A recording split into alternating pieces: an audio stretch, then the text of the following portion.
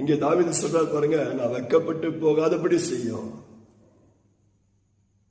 ஆண்டவருடைய நேரம் வரும் வரை சவுலை கொல்லாமல், சவுலை பழி வாங்காமல் பொறுமையாய் தாவீது காத்திருக்கிறார். ஆகிய அவன் வெட்கப்பட்டு போகவே இல்லை. நீ நீதிமான், நீ என்னை பார்க்கிலும்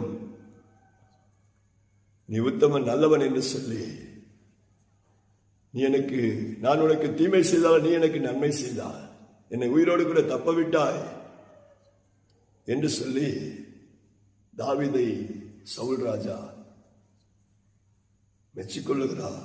அவனுடைய முதிர்ச்சியை நாம் பார்க்கிறோம். காரணம் என்ன? தேவனோடு இருக்கிற அந்த உறவு, தேவனோடு இருக்கிற அந்த வளர்ச்சி, அந்த முதிர்ச்சி.